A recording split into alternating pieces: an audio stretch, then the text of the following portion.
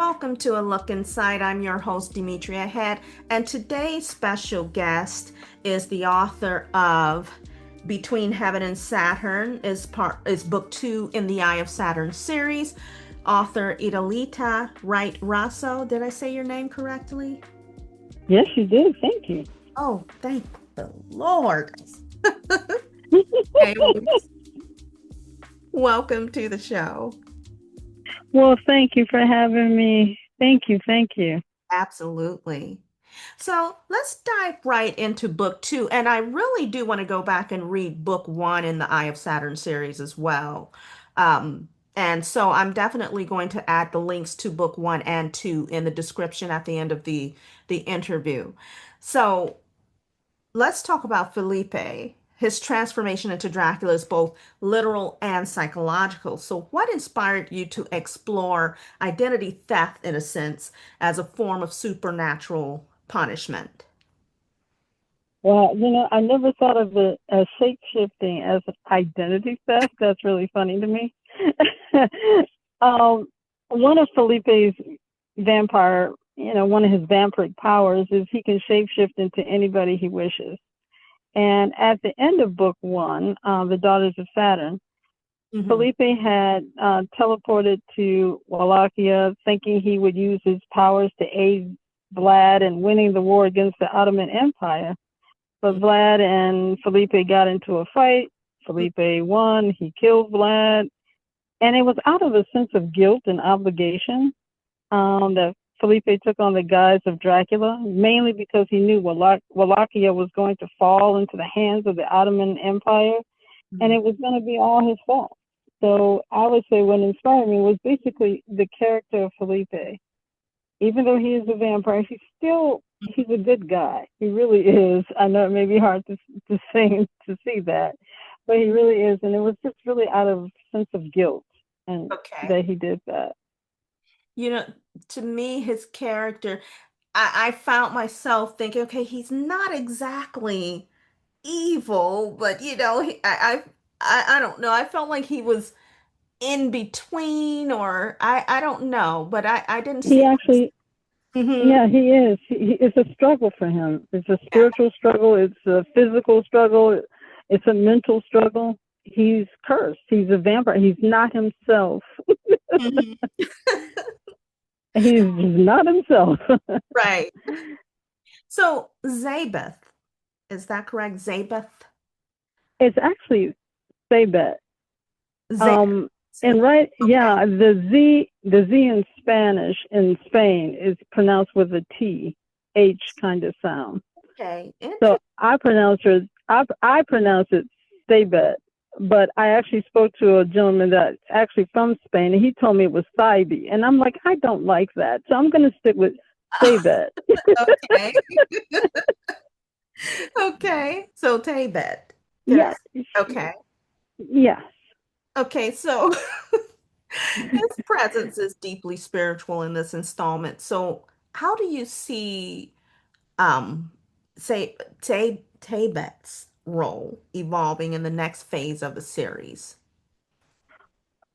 Sabet is the heroine of the story. Hmm. There's more to her that meets the eye, quote unquote, no pun intended, eye of Saturn. Um, in, in book 3, her bloodline will be revealed.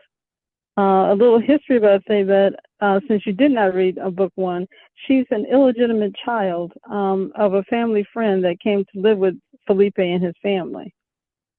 And that's how Felipe and Sabet met. Um, in book 1, there's a huge hint as to who Sabet's father really is and his connection to Saturn and to all of this. Sabet kind of holds Felipe's life in her hands, really. Hmm. And once she's released from the netherworld, where she was cursed by Lilith, she will have the power to kill Felipe. And once the Eye of Saturn reopens, Sabet and Felipe will fight to the death, unless, of course, he turns her into a vampire first. Felipe can only turn one person into his kind. So, but what he doesn't know is if he does this, he's going to damn both of their souls forever. So, kind Wow. of a sticky situation. And her, as book two is Felipe's, it's really his book. Book Hmm. three is really Thevet's book, where she really comes out. We really get to see her. Okay. Oh, I'm looking forward to that, but I definitely have to read book one first. This is deep. It's a complicated story Yeah, but I love complicated stories. Oh, those are my favorite. This is because there's really all twists and turns. yes, yes. I look, it would be the book would be boring to me if it didn't have those. I love it. So the Saturn worship with its forbidden scrolls and rituals, it creates this rich mythology. So how did you go about building this religion, kind of? And were any real world belief systems of any influence at all? Well, I did. I started this series back in 2005. Well, 2006. Okay. 2005, 2006. I did tons of research. And Mhm. people have asked me what inspired me to write the Eye of Saturn series. And well, this may seem strange, and it may seem strange to those who don't know me, but for those who know me, they know this is normal.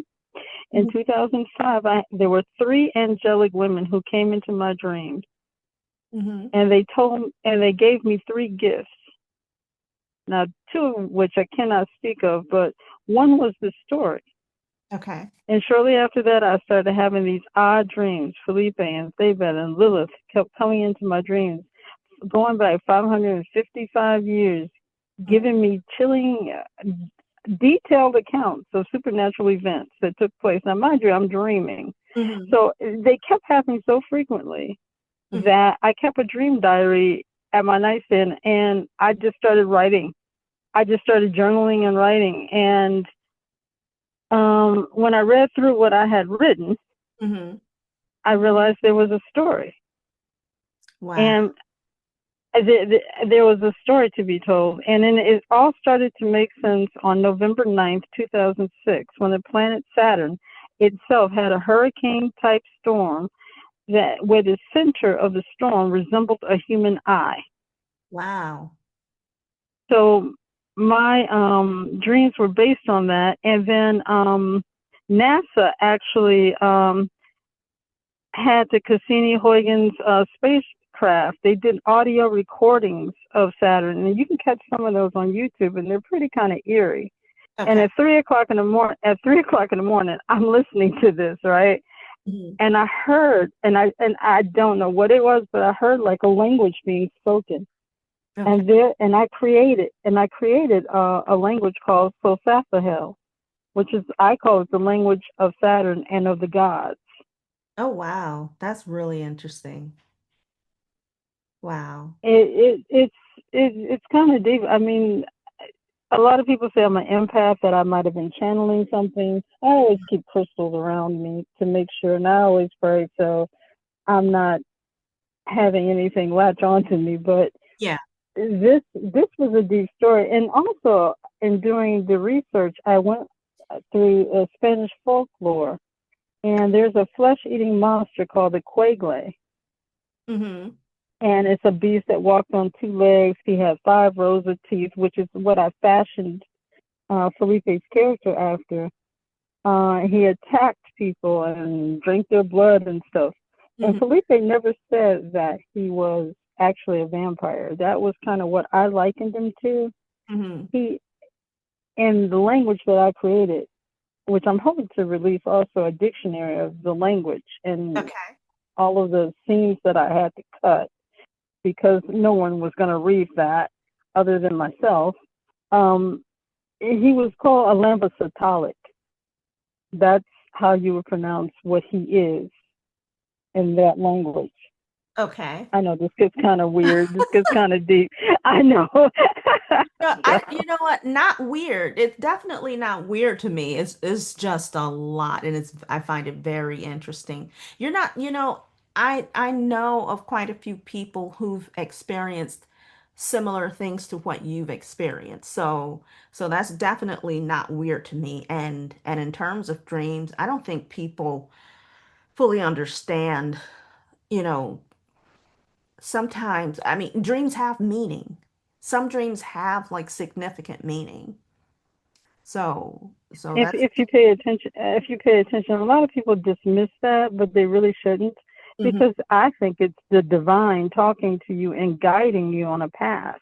hmm I was a news reporter before I started writing, and I always call myself the accidental novelist because I had no intentions. I was doing public meetings and politician stuff and all of that, hmm bore snore stuff.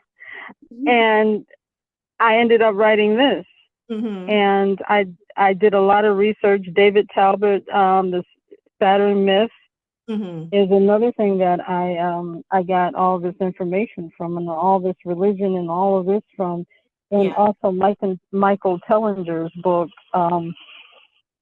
If ever you get a chance to read this, it's called Slave Species of the Gods. Okay. It's said to read just chapter 16, and you really should only read chapter 16 because that book is just crazy. But chapter 16 kind of sums up everything. And apparently, Saturn actually was closer to the Earth than it is now. And primitive man actually worshipped Saturn. Saturn was the first known religion, according to all the research I did, hmm is the first known religion that was on this planet because Saturn was such a prominent planet and its hold on the earth at the time, and something happened where our that rearranged all the planets in our solar system now. hmm That So is that's where that's where a lot of that came from. wow. Wow. And it made a great story because the story is very intriguing.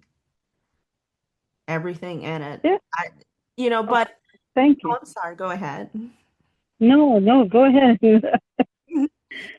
I was just saying that that's probably why it seems so much more interesting and intriguing. When you pour your experiences into it, I mean, you can really feel that in the scenes and the different characters. It does make a world of difference in your writing. I tried to do all the research that I did justice. I Mhm. tried, and I tried to, incorporate all of that into the storyline. Yeah. So Felipe, he walks a fine line between villain and victim. So how do you balance the reader's sympathy for him against the atrocities he commits? Because I know, like we were discussing in the series, he's not exactly this bad guy, but You know, and I, and you don't necessarily need to read book one to read book two, but I mean, book one does set up the characters and who they are. You Yeah. get to see Felipe as just a normal guy. hmm He's a really nice guy, humble. He's he's a real hot guy now. He hmm was hot before the vampire thing, but he was very humble about it. And he only had eyes for one girl, and he's a really nice guy. So when he became a vampire, however, he's not human. He's not even alive. So the way I wrote the character was I had to look at it from the standpoint of he's not alive. How would someone who's not alive and don't have really all these human emotions and feelings that we have, how would they act? hmm But I still wanted that nice guy to come out in Felipe. hmm So the way I tried to write it, and I hope I did him justice, that you can actually see the victim and villain part. Since you mentioned that, you Yes. obviously kind of see where he is with that, hmm and we know that there's a second half to this book that we'll get to. He tries to do the right thing. hmm His intentions are there, but the vampire of him takes over. Yeah. So, what can he do? He's good and bad. hmm More bad sometimes than good. He is. He's bad. Right. So let's talk about the brethren of the occultus facultas. Am I saying that right? The brethren of the occultus Cultus facultas. facultus. Facilities. Yes. So this introduces a mystical order tied to alchemy and rebellion. So were they inspired by any secret societies from history or literature, or what were they inspired by?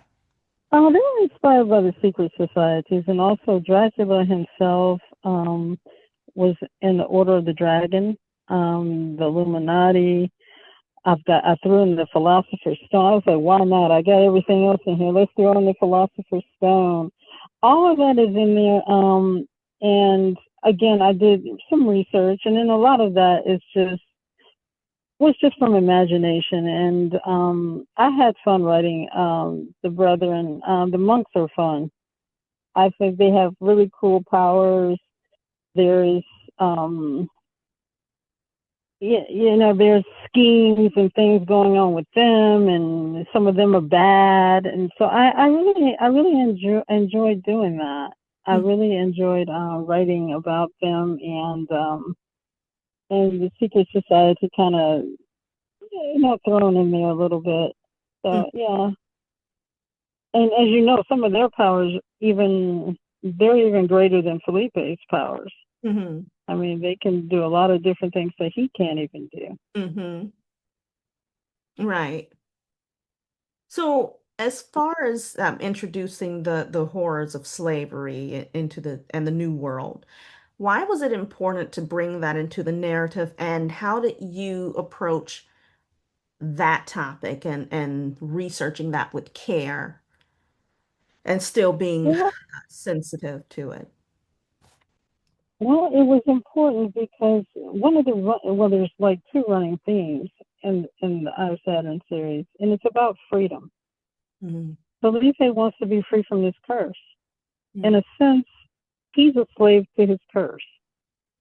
Um, Dracula was trying to free Wallachia from the Ottoman Empire. Mm-hmm. Um, so I kind of saw that as a running theme, and it was also a chance for Felipe to show that he was a good guy. Mm-hmm. And as you know, I threw in Harriet Tubman. Lord, I did. Yes, I did.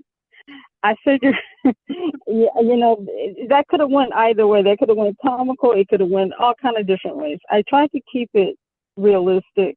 Yeah. This was her goal. This was her last turn at her last journey going through the Underground Railroad. Mm-hmm. This was her last time to have all of her passengers. What could possibly go wrong? So I did take creative license and historical license with this, Mm-hmm. because I was thinking, what could possibly go wrong? Let's say, for instance, she was surrounded, and maybe the outcome would not be what we know it to be. Mm-hmm. So I just kind of had Felipe lend her a hand, and as you know, I also threw in the Trail of Tears. Mm-hmm. Um, that is in there as well, introducing the Skinwalker Mm-hmm. from Native American, from their folklore. Yes. And I kind of just saw, I know I took, well, when people write it's not really historical fiction. The book isn't itself, but there was, it spans 550 years. So, of course, he was going to experience some people that we know of in history. So I just kind of wanted to touch on that a little bit, and um, have him really kind of show. And since we did talk about he's a villain as well as a victim, I kind of wanted to show him as a good guy as well. Yeah. And Harriet actually gave him some good advice. She told him he would find his salvation. Mm-hmm. And I used her character to kind of use those words to him. And also, that was how I approached the whole slavery topic. As Mm-hmm. you know, I'm not gonna lie to you. When I first wrote this, those things were a lot heavy. The new, because I divided the book into New World. I mean, to Old World, New World. Yeah.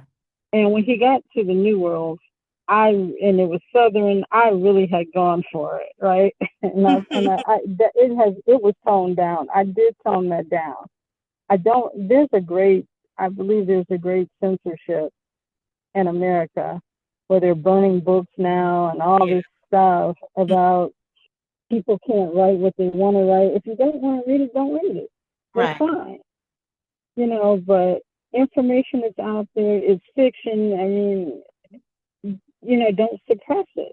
It's supposed to be in this country, supposedly, quote unquote, we're supposed to be a democracy. We're supposed to be open to new ideas. And I find out too lately that these things are being closed off. So Yeah. I toned it down a little. Hmm. I took out a whole lot of words. I did tone it down. So I hope I did Harriet Tubman and that whole genre of uh, and the whole era of slavery. I hope I did that with justice. Yeah. I hope I did. I think you did, and it still didn't, and you still didn't lose sight of even in incorporating that into the writing and a lot of other elements, you never lost sight of the premise. So when we as readers are actually reading it, it just flows. It doesn't throw off, the goal of the story. It doesn't throw off the scenes, or any of that. Well, I'm glad to hear that because I mean it is a touchy subject, and like I Hmm. said, I could have. At first, I went hog wild with it, and then I was like, oh, I better, yeah, I better tone this down because we all know I really went crazy with the whole Vlad thing, but Hmm. I had to, you know, when Vlad was sadistic, I had to go there, Yeah. you know. Right. I make no apologies for it. I mean, it is what it is. That's a part of history. Hmm. Yeah, So absolutely. So the supernatural battles are intense, but so are the internal struggles. Which do you find harder to write, or which did you find harder to write? The epic scenes or emotionally intimate moments? I found it hard to write. Actually, the it's a toss up. I found it hard to write like the battle scenes and those were kind of hard. The emotional. I loved. I don't know. I really get into that, the emotional and the intimate moments and what's going on in people's lives and what they're thinking Hmm. internally like that. That I found easier to write than I guess the supernatural battles. And, uh, the I think the epic scenes were harder to write. I hate war and stuff. Hmm. I think if everybody sat down with a nice meal and some wine, everything would be fine. At least that's what I say. I think some common ground can be found with that. So the battle scenes were kind of hard. You know, it's not like I played Strategio or those battle scene games. Like guys always play. It's not like I ever did those, but it was kind of intense to write those. Yeah, Kind of hard. Yeah. To envision battles, especially these are battles that actually happened. right. Let's talk about Lilith. Sorry. Oh yeah, the girl. Yeah, she's powerful, wounded, deeply flawed. What message were you trying to convey through her curse and her relationship with Felipe and Khaled? Is it Khaled or Khalid? Okay. Khaled, okay. Uh-huh. Um, this is it's kind of like all my girlfriends that I've ever had. They always fall for the wrong guy. Mm-hmm. Lilith, and Felipe, they had an arranged marriage. But Lilith was in love with him. She had a portrait of this little boy with these big brown soulful eyes. He's called the guy with the soulful brown eyes. He's got the kind of eyes that you could tell me not go to 7-Eleven. Okay, he's got that kind of look. Mm-hmm. And Lilith just fell in love with him. And what she didn't, a lot of my girlfriends always believe that opposites attract. Mm-hmm. Well, no, they don't. They actually repel. Just try to find someone that you get along with, that has your goals in life. Well, for as powerful as Lilith is, she falls for the wrong guy. But Gabriel is actually is her true love. And Gabriel was introduced in book 1. He is now Saturn's immortal high priest. Mm-hmm. Now she's the high priestess. It kind of makes sense.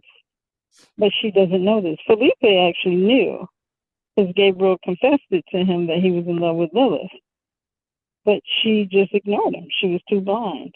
Mm-hmm. So Lilith is, I would say she's pretty much like in the end, Lilith is a woman. And in the end, Lilith is now a mother.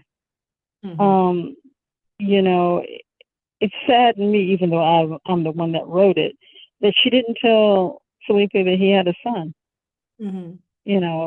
She never disclosed that to him. He has no idea that he has a kid. So she's raising her son to basically, she wants to mold him and groom him to be the man that she wanted Felipe to be. Mm-hmm. So I guess what I'm trying to convey is that, sometimes the person that you're looking for is right in front of you and you're just too blind to notice. Yeah. Okay. Gotta open those eyes. Mm-hmm. So Khaled is born into both power and conflict. So what role do you envision him playing in the larger cosmic war that's hinted? Oh, books 3 and 4. This Mm-hmm. is when Khaled really comes out.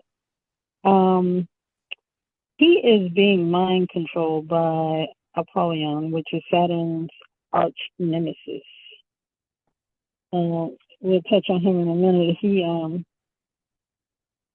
He's being mind controlled, and Apollyon's influence over Khaled will become clear in books 3 and 4, because he's putting in the kid's head, Saturn doesn't love you. You're not an immortal. Your mother's immortal. How come you're not?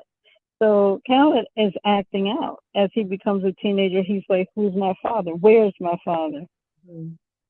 He's asking all those important questions. Um, and finally Lilith, tells him the story, and he's just like, what? And so, he finds his father. He's with another woman. He's taken up with Ilona, which is King Matthias's cousin. Um, so, all of this is playing on his ego as a boy, as a young man growing up. His father doesn't know who he is. He just found out who his father is, and he finds out his father cheated on his mother, and all these, you know, I want to say human normal things in a way, Mm-hmm. and also the supernatural things. He's, part of the supernatural. Uh, his mother is an immortal high priestess. You Mm-hmm. know, he can, he actually can teleport. He actually has a cool power. He can teleport. That would come in handy. That would save a lot of gas. Mm-hmm. Um, just a side note.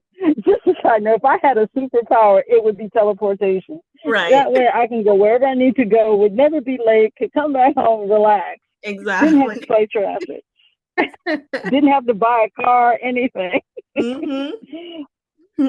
But Khaled is. He's a young man now. He's rebelling. He's rebelling against his mom. He's rebelling against everybody. He's growing. He's a teenager. Mm-hmm. I mean, what are you going to do? He's a teenager now. I Yeah. mean, we've seen him grow up. We've seen him grow up in this book. Mm-hmm. So he's a young man trying to find his way, and finally, his mom can't control him, Mm-hmm. even though she's a powerful high priestess.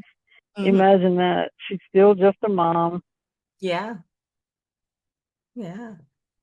So Dracula's ghost or spirit, it seems to taunt Felipe throughout the novel. Was he meant to be a symbol of Felipe's guilt, or do you see Dracula as a lingering malevolent force, or what? No, he was definitely put in as a guilt. Mm-hmm. Um, and Vlad Dracula, I'm just gonna say all of this. He was, he was not a vampire, as we all know, but he was a sadistic warlord. People in Romania, though, hold him in high esteem because he freed them. They have monuments and things in Romania, given his praises. Mm-hmm. And back in, a lot of history behind this is, and then I'll come back to the question, a lot of the history is um, on November 9th, 1456, which lends itself very nicely to my book, because Mm-hmm. this was around the time when all this was happening with my characters. Um, Halley's Comet blazed across the sky, and it had two flaming tails. And according to the historians, Romanians took that as a omen to say that a savior was going to come and rescue them from the Ottoman Empire. Wow. And Bram Stoker actually synonymously associated Dracula with being a vampire, which, like I said, he was a sadistic warlord. Mm-hmm. Uh, I thought it would be cool to actually have a vampire Mm-hmm. actually do the atrocities that Bram Stoker and Vlad Dracula himself actually did. Mm-hmm. I just thought it would be kind of cool to do that. And in doing so, Felipe, Vlad Dracula the Third, he had to get the last word in, so that's why his spirit possessed Felipe in a sense and had him do a lot of the atrocities that he would not have normally done. Mm-hmm. So it was sort of like a revenge, kind of like, haha, you killed me, but I got the last word kind Mm-hmm. of thing in there. Okay. But Dracula has been laid to rest Mm-hmm. because Felipe's got bigger fish to fry because the clock is still ticking. The clock is ticking for him to find, say that, get it from the nether world. Either that, those two are going to battle to the death, and he's probably going to end up losing. Mm-hmm. So that's pretty much with Dracula's spear. But I just thought it was interesting that he would haunt Felipe. Mm-hmm. So So, So, in the universe that's created in the book, gods are not omnipotent. They betray, rage, and fall. So, what commentary were you making about divine authority and rebellion? well, just for this book, um, like I said, I had done a lot of research Hmm. about Saturn itself, and if I was going to be true to Saturn worship and who Saturn really is, um, I guess what the commentary I'm really making is that we as humans, we don't know the full story about the rebellion. Now, in my story, Oleon is Saturn's nemesis, arch nemesis, and I will give a spoiler alert. In book 3 and 4, we find out Apollyon knows the secret about Saturn. Saturn isn't exactly what he appears to be either. Hmm. I try to give each of my characters in any of the books, I try to give them, it's a 4 book series, I try to give them, you know, their due. It'll be Saturn's turn and Apollyon's turn to say who they are, what they're about, and what's going on with those two. But basically, Apollyon in book 1 was given, and by the way, his nickname Saturn gave him is Pluto. And I don't know if you remember, but Pluto um, got demoted as from a planet. Here, our scientists Hmm. Yes. diminished Pluto's. to a rock or something. it was so funny. That happened around the time when I was writing this. Um, Book 3 and 4 are done. Book 2 is the one that gave me the hardest time because there was a lot going on. Mm-hmm. There was a lot going on, but we find out that Saturn isn't who or what you think he is. Mm-hmm. Apollyon knows the truth. Thebat has a part in this, and Apollyon is actually married to one of the daughters of Saturn. He's married to Isis, and we get to hear her story. It's a whole story. The Okay. whole rebellion thing is a whole love story gone wrong. Wow. I'm, I just gave a hint. It's a love story gone wrong. I'm looking And for. you think Lilith and Felice got a problem. Oh no. There's a bigger problem going Oh, on. wow. So, how do you see Felipe's romantic relationships with Tebat, Elizabeta, Narcissa, and even Ilona shaping his Yeah, human? Mm-hmm. he actually got another chick in there too. There's Nellie, there's Diomira, which was in the first book. Let's put it this way.